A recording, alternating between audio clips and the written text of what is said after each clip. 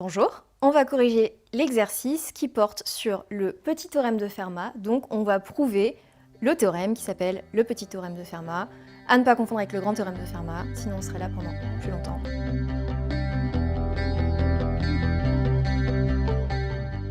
Donc pour commencer, on va montrer que pour un entier premier, un nombre premier donné petit p, p divise un coefficient binomial.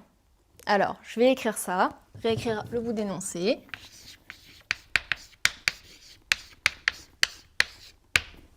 Donc, on prend un nombre premier p.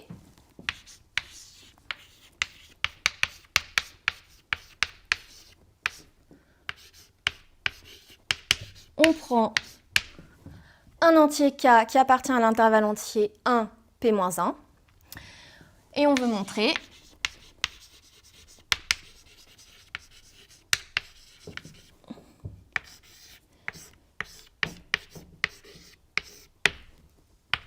que p divise le coefficient binomial k parmi p. Alors ici, il y a plusieurs possibilités. Soit vous vous souvenez d'un résultat du cours sur les coefficients binomiaux, qui est que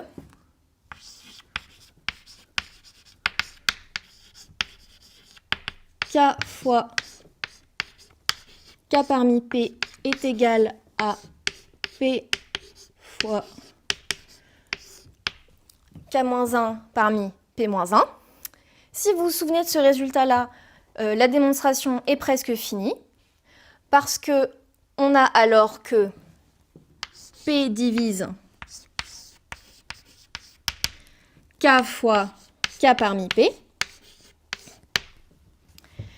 Il nous reste juste à montrer que p divise k parmi p en utilisant cette relation qu'on vient de montrer.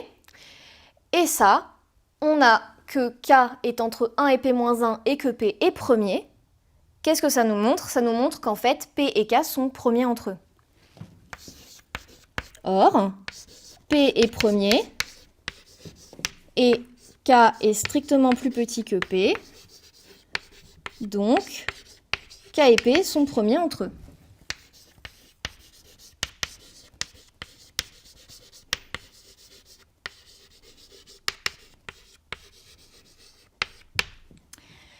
Et si on a p qui divise k fois k parmi p et que p et k sont premiers entre eux, on peut conclure que p divise k parmi p directement en utilisant le théorème de Gauss.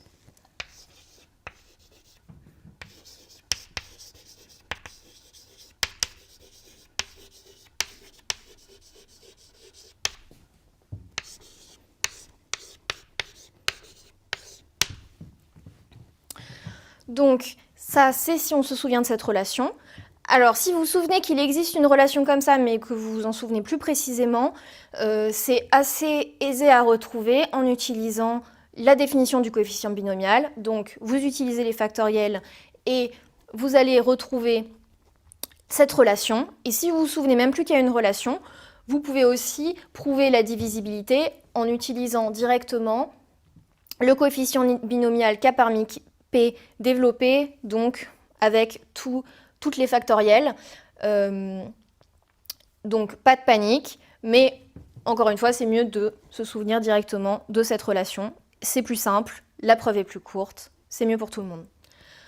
Donc maintenant qu'on a prouvé ça, on va montrer que p divise une autre grandeur qui est a plus b puissance p moins ap moins bp, où a et b sont des entiers relatifs quelconques.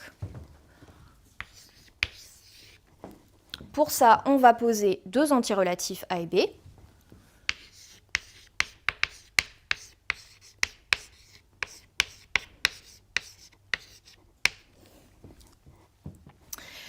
Et on va utiliser la formule du binôme de Newton pour développer a plus b le tout puissance p.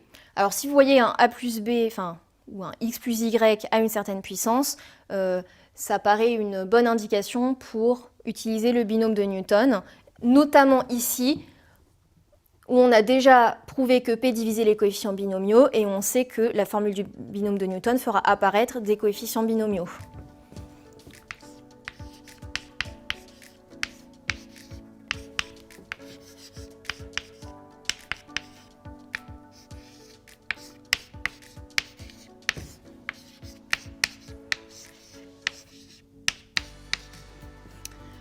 Donc ici, on a appliqué la formule du binôme de Newton.